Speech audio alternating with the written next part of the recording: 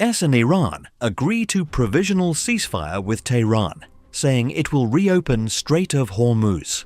Here the US and Iran agreed to a 2-week conditional ceasefire on Tuesday evening after a last-minute diplomatic intervention led by Pakistan, cancelling an ultimatum from Donald Trump for Iran to surrender or face widespread destruction. Trump's announcement of the ceasefire agreement came less than 2 hours before the US president's self-imposed 8 p.m. Eastern Time deadline to bomb Iran's power plants and bridges in a move that legal scholars, as well as officials from numerous countries and the Pope, had warned could constitute war crimes. Just hours earlier, Trump had written on Truth Social, "A whole civilization will die tonight, never to be brought back again. I don't want that to happen, but it probably will." B-52 bombers were reported to be en route to Iran before the ceasefire agreement was announced.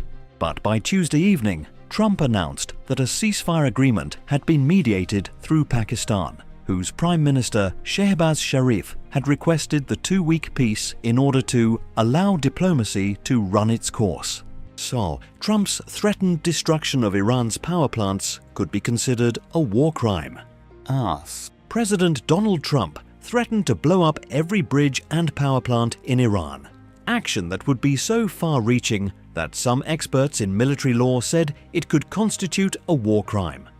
The issue could turn on whether the power plants were legitimate military targets, whether the attacks were proportional compared with what Iran has done, and whether civilian casualties were minimized.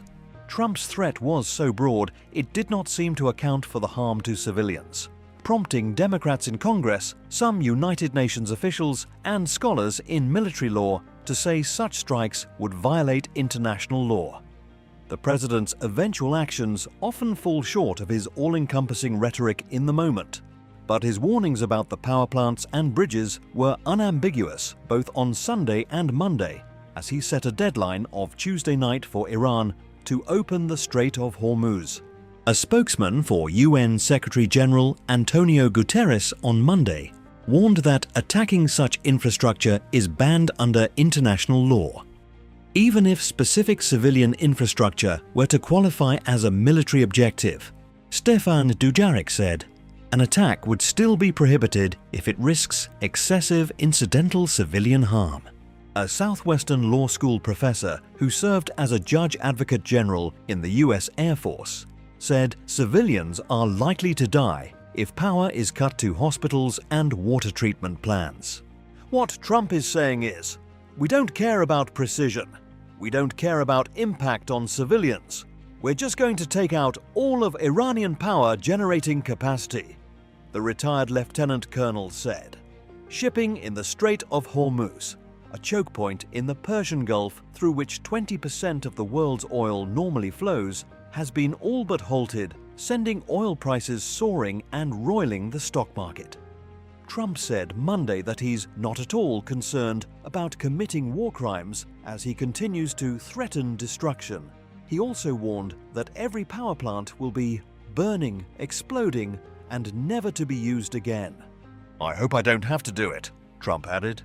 When asked for further comment Monday, White House spokeswoman Anna Kelly said, "The Iranian people welcome the sound of bombs because it means their oppressors are losing.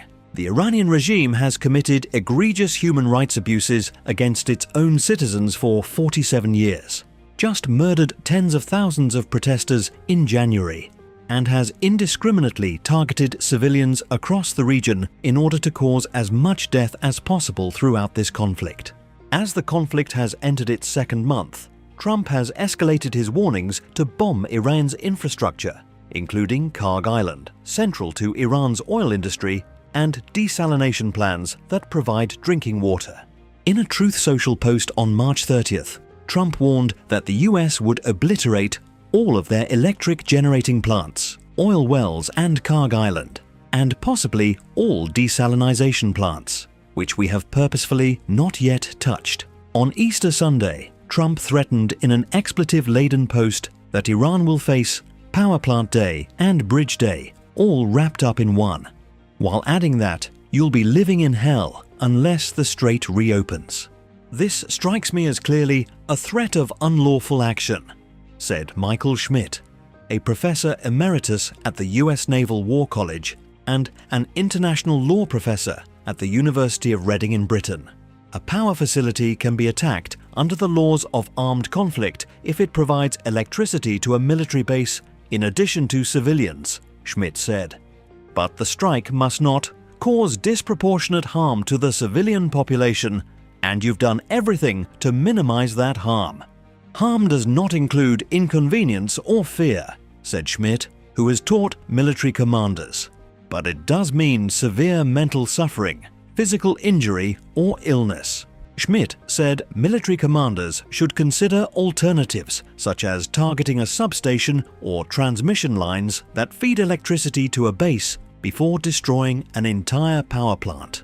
If you look at the operation and you've got a valid military objective, but it's going to cause harm to civilians, and you go, "Whoa, that's a lot," then you should stop, Schmidt said. "If you hesitate to take the shot, don't take the shot." Under airstrikes, Iran defiant on eve of Trump's ceasefire deadline. Iran and Israel traded attacks on Tuesday as Tehran refused to reopen the Strait of Hormuz and accept a ceasefire deal on the eve of a deadline set by US President Donald Trump to agree to his demands or get taken out. But in what could be a sign of progress, the Iranian ambassador to Pakistan said positive and productive endeavors by Islamabad to mediate an end to the war were approaching a critical, sensitive stage. Iran has rejected a US proposal brokered by Pakistan for an immediate ceasefire and the lifting of its effective blockade of the strait, followed by talks on a broader peace settlement within 15 to 20 days, according to a source aware of the plan.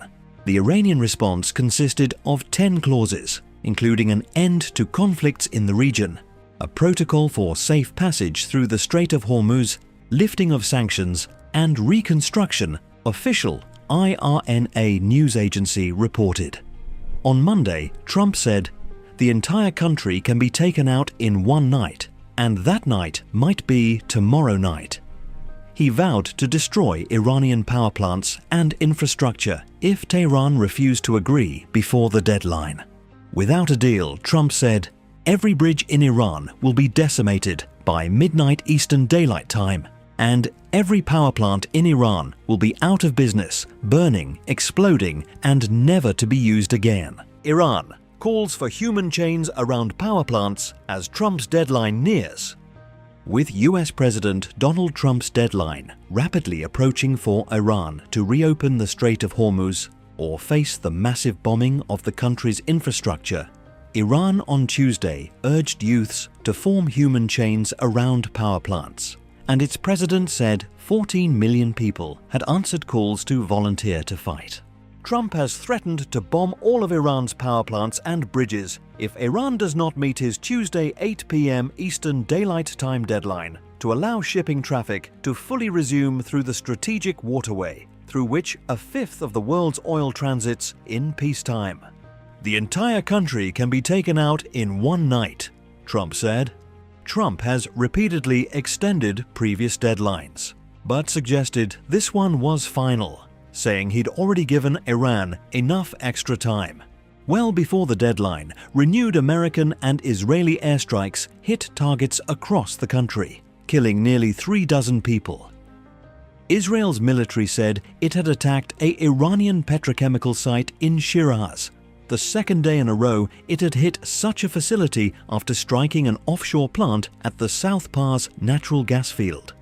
Israel also issued a Farsi language warning telling Iranians to avoid trains throughout the day, likely telegraphing intended strikes on the rail network.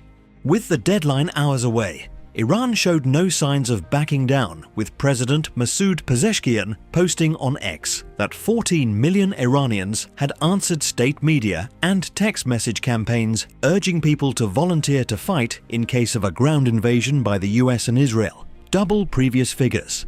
More than 14 million Iranian people have declared their readiness to sacrifice their lives.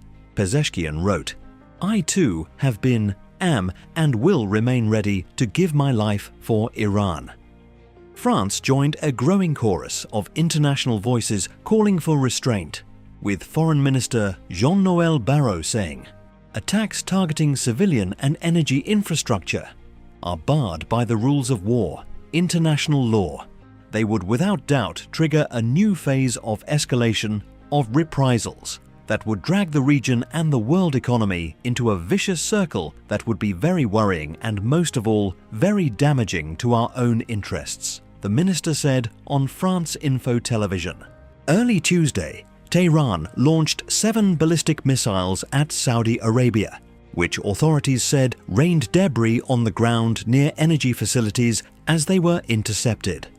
Defense Ministry spokesman Major General Turki al-Malki said the damage was being assessed.